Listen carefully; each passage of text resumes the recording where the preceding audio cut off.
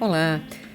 Se você está assistindo esse vídeo, provavelmente vai fazer um exame chamado ecocardiograma fetal ou ecofetal.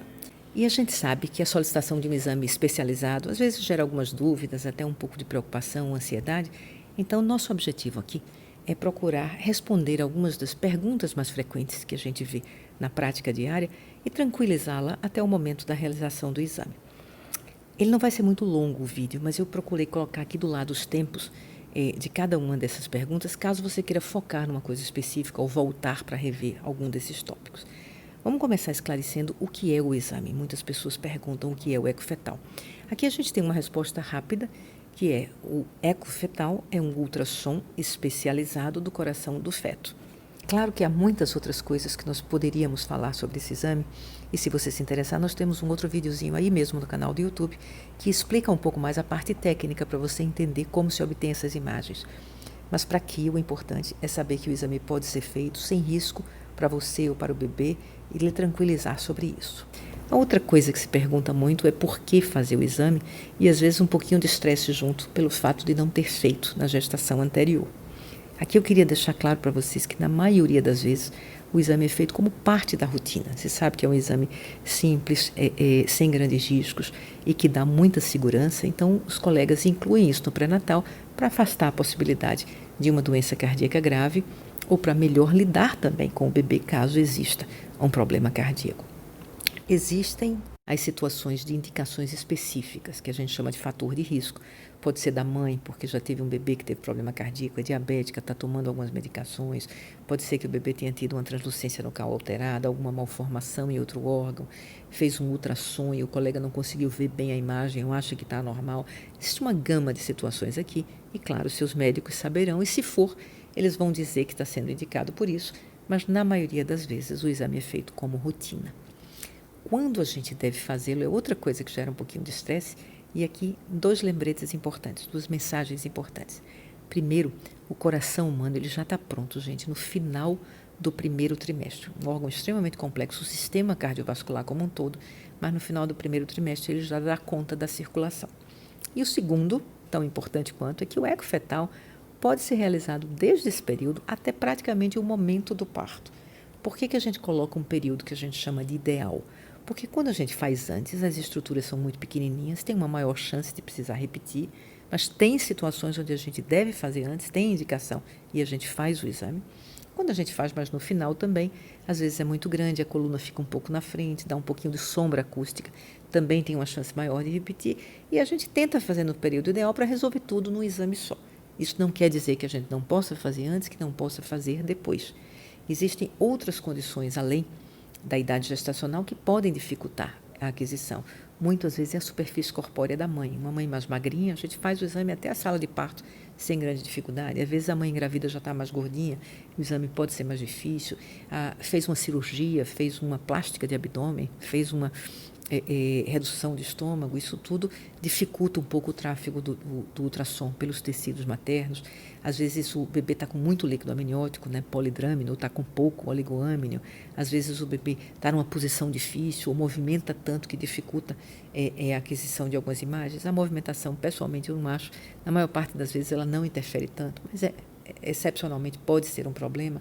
Então, resumindo, o melhor período a partir da 18ª até a 30ª, mas isso não é uma regra muito rígida, e principalmente quando a gente liga para marcar, que aí a pessoa diz, olha, eu tenho para essa semana, não tenho para que você queria, tenho para uma semana antes ou uma depois, às vezes a mãe fica muito angustiada, porque diz, eu tenho que fazer com tal data, e aí entender que isso não é muito rígido. E se você tiver qualquer dúvida, converse com o seu médico, que eu tenho certeza que ele vai reforçar isso.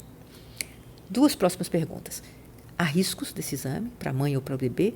E precisa de algum preparo especial? A resposta aqui é igual para as 2. Não, gente, o exame é extensamente estudado, trabalhado de uma maneira normal, ele não tem risco nem para a gestante, nem para o bebê, e não precisa comer chocolate, não precisa encher a bexiga, vem tranquila de casa, se Deus quiser vai ser um exame normal e você não vai precisar de nenhum tipo de preparo especial. As 2 últimas perguntas são mais importantes ainda. O que o exame avalia e o que a gente vai fazer com o resultado? O exame, gente, ele avalia a integridade do sistema cardiovascular fetal, desde a estrutura do coração, dos grandes vasos, se as válvulas estão presentes, se não estão, se está funcionando bem, se está batendo com a frequência adequada, se o ritmo é adequado, se ele contrai, se ele bombeia o sangue adequadamente. E hoje a gente tem condições de avaliar muito detalhadamente o sistema cardiovascular do feto. Existem limitações, sim. A gente pode ter limitações por aquilo que eu já falei, limitação de uma aquisição de uma imagem, mas a gente tem um aspecto aqui que não é bem uma limitação, mas a gente precisa entender. A circulação fetal é diferente da circulação fora do útero. A principal diferença é o bebê não respira, não faz trocas, e não faz isso porque no útero da mãe não tem ar. Então, quem respira pelo filho durante toda a gestação é a mãe. Você respira pelo seu bebê, oxigena o sangue no seu pulmão, a placenta extrai esse sangue oxigenado e manda para o bebê pelo cordão umbilical. Esse sangue entra numa cavidade do coração e ele precisa se misturar com o sangue do bebê para que ele possa extrair e distribuir o oxigênio.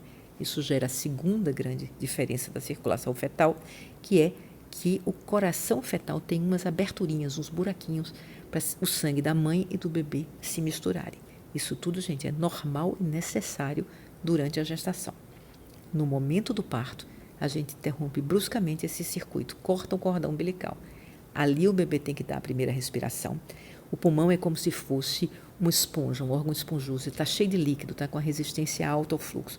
Na hora que o ar entra, o pulmão expande, a pressão cai e o sangue do bebê entra também. E ali lá dentro do pulmão, naqueles saquinhos, que a gente chama de alvéolo, o contato do sangue passando e do ar que entrou, o bebê começa naquele segundo a fazer as trocas gasosas que vai fazer pelo resto da vida dele. Os pediatras têm um nome muito bonito para isso. Eles chamam de minuto de ouro da vida da gente.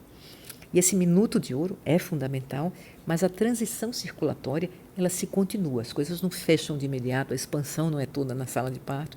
Isso aí vai se seguir num período de até 1 a 3 meses na maioria dos bebezinhos. A gente não chama o bebê de volta para reavaliar, porque se fosse fazer isso de rotina, o mundo inteiro teria que vir, né, gente? Todos nós somos gerados numa bolsa líquida e fazemos essa transição para a atmosfera no momento do parto.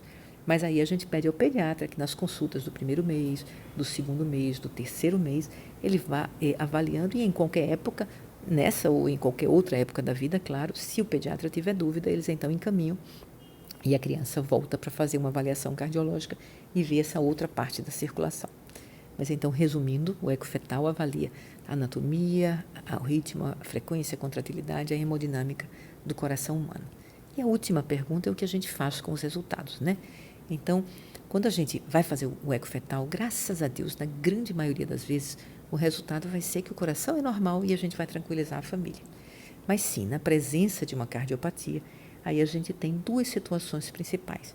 Ou a gente vai preparar esse bebê para tratar após o nascimento, e se for uma questão mais grave, o bebê já nasce num centro especializado, a gente já lida às vezes com família de longe para vir nascer, ficar próximo do hospital nas últimas semanas para o bebê já nascer ali, a gente lida com questões práticas de vagas, de liberações de guias, faz todo esse preparo para que o diagnóstico sendo precoce, ele tenha o acompanhamento também de um manuseio adequado imediatamente após o nascimento.